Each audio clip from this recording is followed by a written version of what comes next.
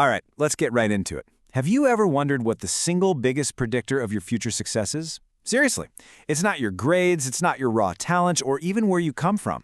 It's something you have complete control over every single day, your behavior. So today, we're going to break down exactly how the way you act is the ultimate key to unlocking the future you actually want. Just think about this for a second. Your behavior today determines your future tomorrow. I mean, that's it right there. It's so simple, but it's the foundation for everything. Every little choice you make, whether you decide to listen in class, how you talk to your friends, what you do when you think no one's watching, that's not just a moment that disappears. It's you casting a vote for the kind of person you're becoming. So you might be asking, okay, but why is this such a big deal right now? Well, it's because you are at a seriously pivotal stage in your life.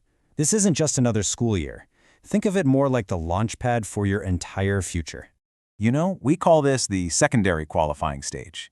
And what that really means is it's that huge leap from middle school to high school where, let's be honest, the expectations just totally shift. It demands more from you, a lot more. More maturity, more self-responsibility. And nailing this isn't just about getting good grades. It's about opening doors. The discipline you build right here, right now, is what gives you the freedom to choose your own path later on, instead of having it chosen for you. That's a huge deal. Okay, so if we're going to build that awesome future, we first have to get real about the behaviors that can get in the way. And these aren't just minor annoyances, you know? They create this ripple effect that ends up impacting everyone.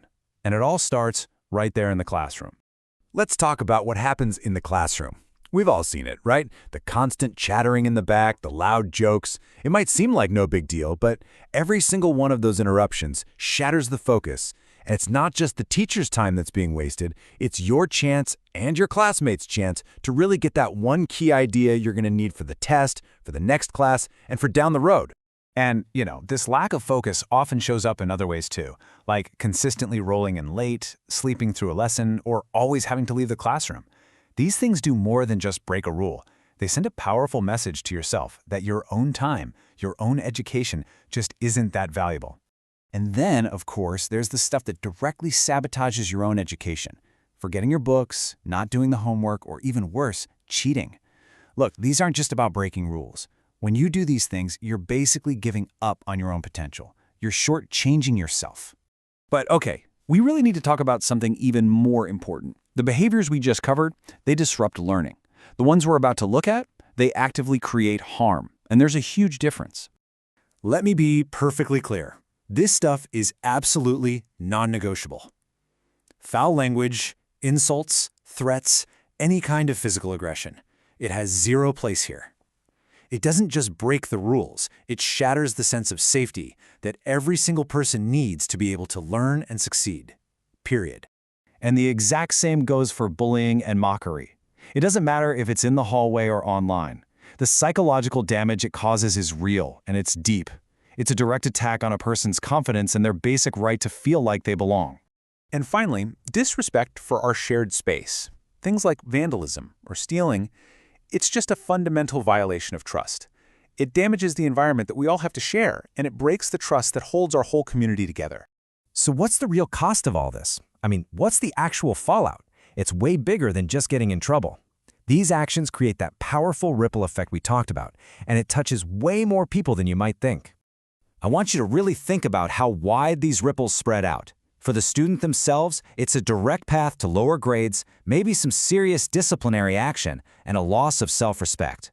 For their classmates, it creates a tense, unsafe, and just unproductive environment where nobody can do their best work. And it doesn't just stop at the school gates. It puts a huge strain on the relationship with home, creating mistrust and just total exhaustion for parents and staff who are trying so hard to help. Okay, so we've laid out the problems. But this isn't about pointing fingers. Not at all. This is about empowerment. It's about you stepping into your role as a mature student and taking ownership of the environment that you help create every single day. So how do you do that? How do you step up? Well, it really comes down to 3 core principles. I want you to think of these as the 3 pillars of maturity that support all your success. They are self-discipline, mutual respect, and academic honesty.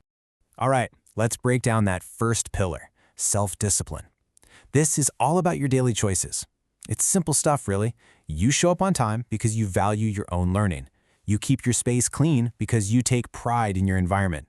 You focus during the lesson, avoiding those side conversations because you're giving yourself the best shot to succeed. Next up, pillar number 2, mutual respect. This one's pretty simple too. Use polite language with everyone. Teachers, staff, your friends. Try to understand where other people are coming from. That's called empathy. And just always remember that your words and your actions have a real, tangible impact on the people all around you. And that brings us to our third pillar, academic honesty. Your education is yours and yours alone. Real success, the kind that lasts, comes from relying on your own hard work, not somebody else's. When you take pride in what you can achieve through your own effort, you're building a foundation of integrity that is going to serve you for the rest of your life. That's powerful stuff. So when you boil it all down, it comes to this one single question. Every day, with every single action you take, you are making a choice. Which role are you going to choose? Are you going to be part of the problem, or are you going to be part of the solution? Let's really focus on that choice, because being part of the solution, that isn't just about avoiding trouble. No way. It's about actively building something better for yourself and for every single person around you. You have to realize this. You are the leaders of the future. Seriously, the discipline you're building and the respect you're showing right now, that's not just for getting through school. That is the foundation for everything you're going to achieve in your career, in university, and in your life. And please, remember that your school is designed to be a safe place for you to learn and to grow. The teachers, the staff, every adult here has one main goal: to support you in becoming the absolute best version of yourself. And your positive behavior is what helps them do that. So, here's the bottom line. Choose to be part of the solution, not part of the problem. Your positive behavior is your very first contribution to building your community. It's how you start making a real difference. So the real question is, what are you going to choose to build today?